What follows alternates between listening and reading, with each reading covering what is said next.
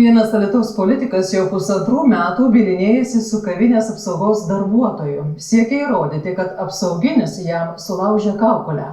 Apsaugininkas neigia kaltinimus ir sako, kad girtas vietos tarybos narys pats nuvirto ir susižalojo.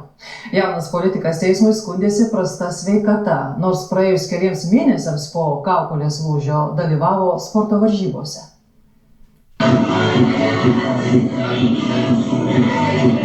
Muštynes vienoje Alytaus kavinėje užfiksavo viduje įrengtos vaizdo stebėjimo kameros.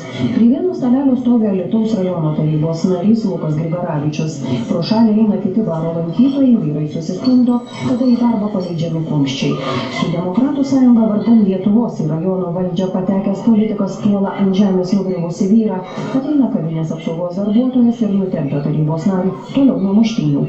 Būtent dėl šio veiksmo 26 politikas pusantrų metų bylinėjasi su apsaugininku, bando įrodyti, kad Deividas Blažys sulaužė kaukolę. Nesumušiau, aš bandžiau jį pašalinti iš būtent kavinės, kadangi jisai sukėlė pats muštynes. Aš jo neįstumiau, nei ką, aš kai tik stengiausi jį laikytis, tai ką vesdamas prie savęs ir išvengti tiek aplinkinių kažkokių tai susistumdymų su mumis, tiek jo pačio kažkokio tai veiksmo susižaloti.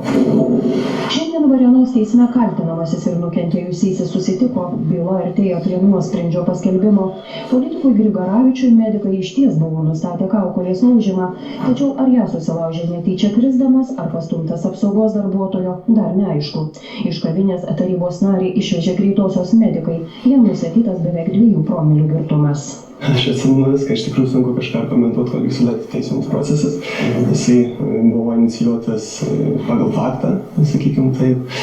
Aš esu jo dalyvis, šiuo atveju nukentėjusysis, vykdau savo teisės ir pareigas. Anot kaltinamojo advokato, politikas pateikė teismui medikų išvadas, kad dėl kaukolės lūžių jam pablogėjo sveikata, nors anot teisininko yra duomenų, kad praėjus vos keliems mėnesiams po traumos jis dalyvavo bokso ir padelio varžybose. Jau jis aktyviai pats ieškojo sportinės veiklos ir pirmos apklausos metu ir civilinėme ieškinyje išdėstas aplinkybės, kad yra nepajėgus užsiiminėti sportinę veiklą. Aš aktyviai dalyvauju visur, kur man leidžia. Po galvos kaukolės lūžio dalyvauti dar varžybose. Ten, kur yra profesionalūs treneriai, viskas yra įmanoma pagal galimybės. Iš apsaugos darbuotojo politikas siekia prisiteisti 10 000 eurų neturtinės žalos, taip pat prašo atlyginti patirtas gydymo bei bylinėjimosi išlaidas. Deividas Blažys sako, kad iš pradžių tarybos narys esą neoficialiai prašė 50 000, kiek vėliau žalos įvertinimą sumažino iki 30 000 eurų. Be to, į rajono valdžią išrinktas vyras kaltinamojo teigimu, kavinės prašė ištrinti muštynių vaizdo įrašus. Vėlesni veiksmai rodo, kad tam tikras noras, sakykime, iš to turėti naudos matosi. Tai kad ir tas pats civilinių ieškinių dydis, nes jis yra atleistas nuo baudžiamosios atsakomybės pagal laidavimą, pats sukėlė įvykį. Apsaugos darbuotojai pamaino kavinėje, kai kilo muštynės, gali atsiimti ne tik didelis finansinius nuostolius, bet gresia ir kalėjimas iki 10 metų.